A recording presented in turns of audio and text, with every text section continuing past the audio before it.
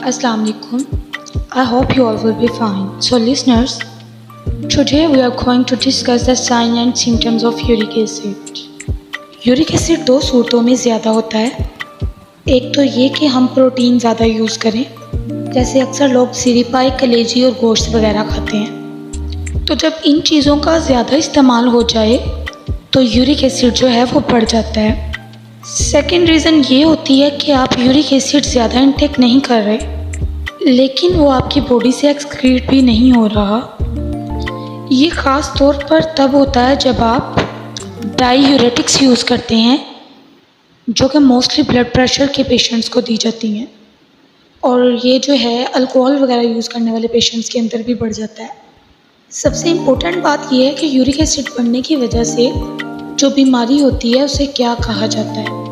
तो जो बीमारी यूरिक एसिड के बढ़ने की वजह से होती है उसे गाउट कहा जाता है, और ये पाँव के अंगूठे की सोजिश होती है।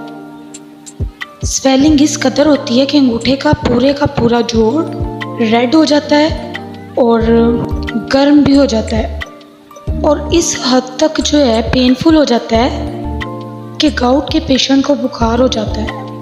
और गाउट के अक्सर पेशेंट्स में देखा गया है कि उनको वक्फे से दौड़े पड़ते हैं। तो गाउट के सिम्टम्स क्या हैं कि पेशेंट्स को सिकनेस होती है, टेम्परेचर नॉर्मल बॉडी टेम्परेचर से ज़्यादा हो जाता है, पाँव के अंगूठे में स्वेलिंग हो जाती है और बहुत ज़्यादा पेनफुल होता है।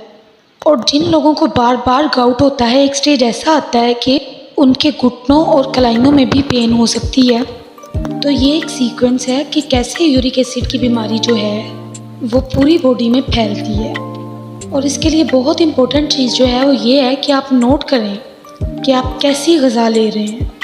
अब इसके अलावा अगर किसी शख्स को सिर्फ घुटनों में दर्द की कंप्लेन है तो इसको गाउट नहीं समझना चाहिए। अब अक्सर लोगों के जहन में सवाल आएगा कि पाँव के अंगूठे में स्वेलिंग क्यों होती है। तो मैं आपको बताती चलूँ कि यूरिक एसिड के जो क्रिस्टल्स होते हैं वो ठंडी जगह पे होते हैं, और जो बॉडी के दूर के जॉइंट्स होते हैं नॉर्मली उनमें बॉडी टेम्परेचर जो है वो लो होता है।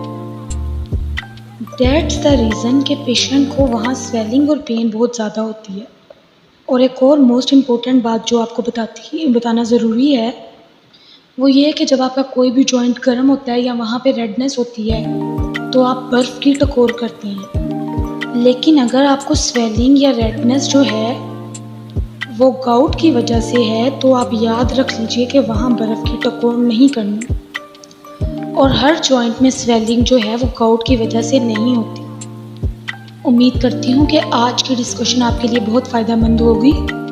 मिलते हैं नेक्स्ट वीडियो में एक और अच्छे टॉपिक के साथ। अपना बहुत ज़्यादा ख्याल रखिएगा। तब तक के लिए खुदा हाफिज़।